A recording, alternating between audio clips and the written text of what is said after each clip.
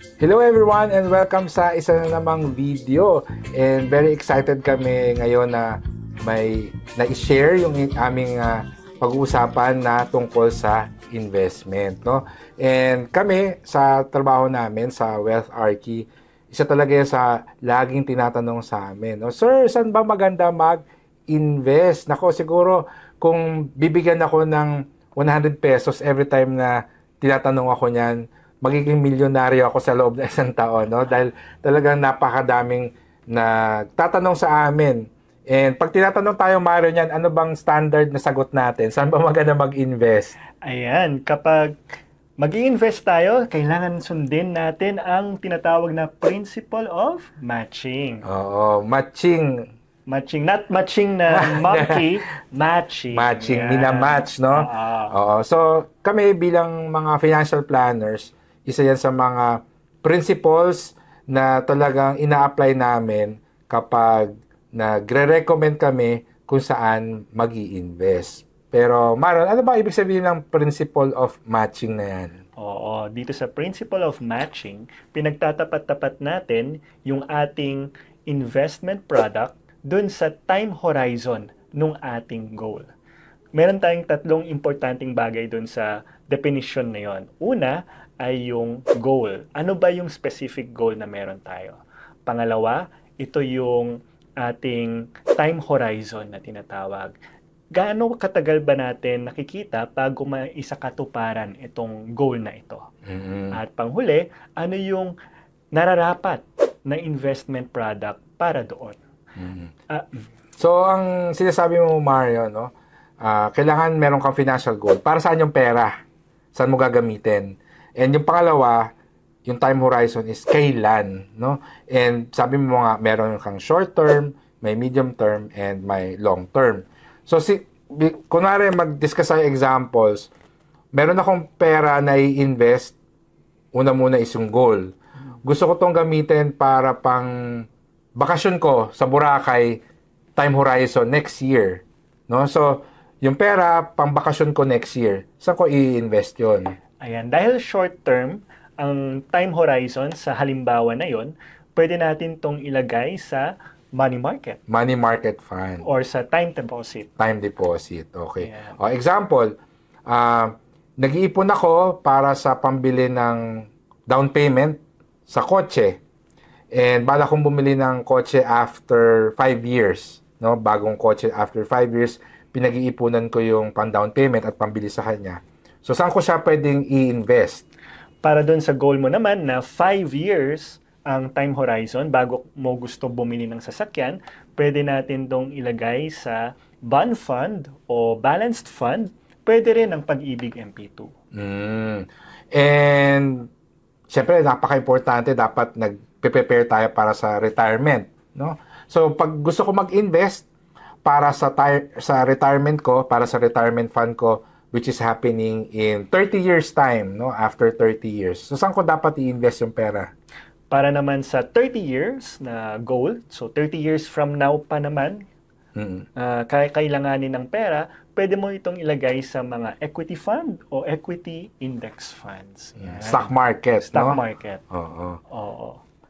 Very useful talaga ang principle of matching, lalo na sa investing, no? Pero ang maganda kasi sa principle of matching, hindi lang siya sa investing, but also pagdating sa debt, pwede siyang i-apply. Kung mag-a-apply ka ng loan, pwede mo rin gamitin ang principle of matching para hanapin kung ano ba yung maganda at tamang loan para sa'yo. So, pagdating sa debt, ang unang tanong dyan is, ano ba yung purpose ng loan, no? So, for example, Marion, kung maglo-loan ako dahil bibili ako ng bagong cellphone. Paano natin i-apply ang principle of matching diyan? Ayan. So, meron tayong item which is yung cellphone and ima-match ko siya sa isang short-term loan dahil para sa akin, ang cellphone ay kaya ko naman bayaran within 2 years. Dahil ang cellphone, ang kanyang usability life o yung depreciation niya, ideal is 2 years, 'di ba? So parang hindi ko naman gusto na meron akong 5-year loan para sa cellphone. By that time siguro may bagong model na lumabas. May bagong cellphone ka na, binabayaran mo pa rin yung luma. Yung luma, oo.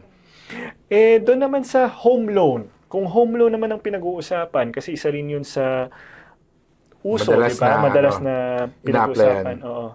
Ano kaya ang magandang i-match sa home loan?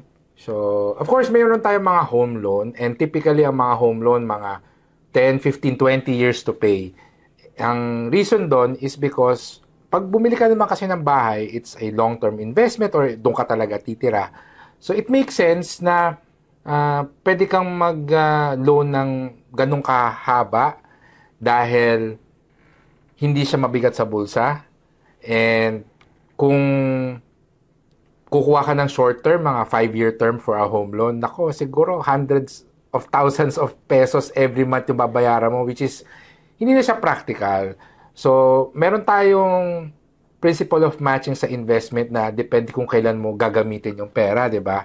So, pagdating naman sa loan or sa debt, meron ding minamatch, depende kung gaano ba katagal gagamitin yung item, gaano kahaba yung shelf life and all. So, katulad ng cellphone na example na something that you use for 3 or 4 years before mo palitan. So, it makes sense na short-term loan lang. Ngayon, kung katulad ng bahay na matagal mong gagamitin, it's for a long-term investment, then it makes sense na dapat mga long-term loan din yung a-applyan natin, katulad ng home loan. So, meron din tayong principle of matching pagdating sa debt. Minamatch natin yung usable life, but I think also yung budget, minamatch natin. Kasi kung masyadong maliit pa yung available na pera natin, bakit tayo mag-loan ng short term? Kasi ang taas na babayaran per month nun. So, titingnan natin, ano ba yung kasya sa monthly cash flow natin na amount para sa amortization, then we can match it with the correct number of length ng term, no? Kung 4 years ba yan, 5 years, 6 years to pay, kung ano man yung loan na yun na papasok dun sa surplus natin sa cash flow para mabayaran natin every month yung amortization ng loan natin. So, ano siya, no? Very personal. Walang hard rule because personal finance is personal. Oo. To summarize, no, sa principle of matching pagdating sa utang, we have to take a look at the purpose of the loan. We have to also take a look at usable life o yung usage nung item na yon, 'di ba? Kung bahay, length of utility. Yan. Kung bahay 30 years, kung cellphone mga 2 years, 'di ba? And of course, yung budget natin, 'di ba? So, baka gusto natin ng short-term loan, pero kung hindi naman kaya ng ating savings, baka kailangan natin mag-adjust.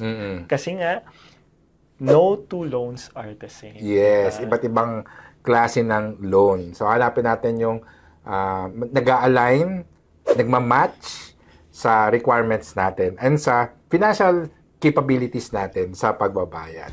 So, I hope ay marami kayong natutunan dito sa video na to and mas naintindihan ninyo yung principle of matching. Marami pa tayong mga videos and I hope ay panoorin nyo rin sila.